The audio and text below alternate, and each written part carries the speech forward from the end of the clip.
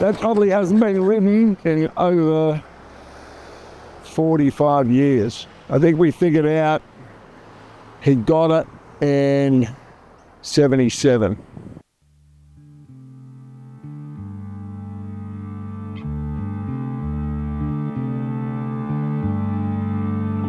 Give me a black motorcycle, give me playback on a vinyl and some cheap aviators from 65. Give me snakeskin boots, skull swaying like a noose, and I'll be clinging to the back of this Indian bike. All right, well, that was a hoot riding that, and you can't help but get dirty hands when you touch this bike. But I love it. It's fantastic. Anyway, we've got Deirdre here and Toby, and we're going to ask them some questions about what the bike meant to them and how long it's been in the family. So can you guys give us a little recap? Yeah, it's been in the family since the late 70s. It's my husband's dream, and yeah, he just had it tucked away while we did trips around Australia and moved up north and came back, and it was just, he had to get it out of his mates underneath his house. And How long were you away for?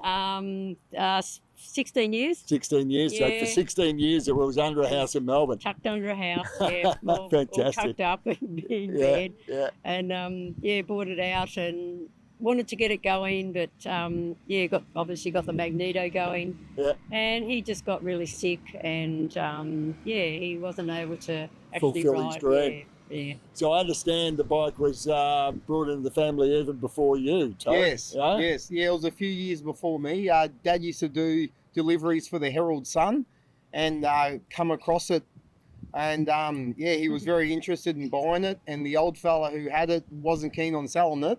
So it took Dad a few years to get it. But he stopped in there every few months and had a cup of tea and had a bit of a chat and always asked if he could buy it. And the answer was always no. And then, a few years later, the old guy said yes. And Dad was pretty happy by the sounds of it. And, yeah. Well, the fact that it was in your family for like 47 years, that's a testament to how important it was to the family. Yeah. And, when I came up there a few years ago to have a look at it for the first time, it was pride of place in the living room.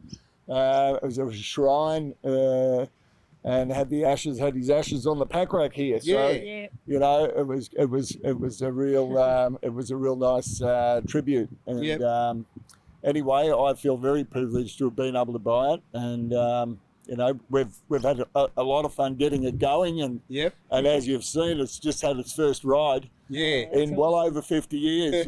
So just shows you how good Indians are, doesn't it? Yeah, certainly well made. Yeah. That's awesome. Well, thanks for coming down today, guys. Great to have a chat. Thank you. I love the little care folder that you brought me. Obviously, Dick was very passionate, and I've been doing Indians for over 40 years, and I looked through his list of people that he had contact with all around the world, and he compiled quite a list. A lot of people I don't know, and he's been very, very thorough. So obviously meant a lot to him. Yeah, it did. He certainly done his homework on it, and he did want to do it up a little bit, but he wanted to keep that same keep the patina. Same look, and that patina is what really makes the bike. Absolutely. Yeah, he didn't want it too shiny. He wanted it old, rough and rugged, just functionable. Yep, exactly how I like it. Leave it alone. Yeah. The last time this was put together was in Springfield, Massachusetts, in America in 1927. Oh, wow. By the people who work in the factory. You've got to think about that. Yep. Wow. This bike has never been restored. No. And, you can see it's got its original paint on it. And that's just the way we like to find them. Yep. Yeah. All right, well, thanks very much again. And we'll look forward to catching up very soon. Yep. Thanks, John. All right, guys. Well, that was a fantastic story and so good to catch up with the family.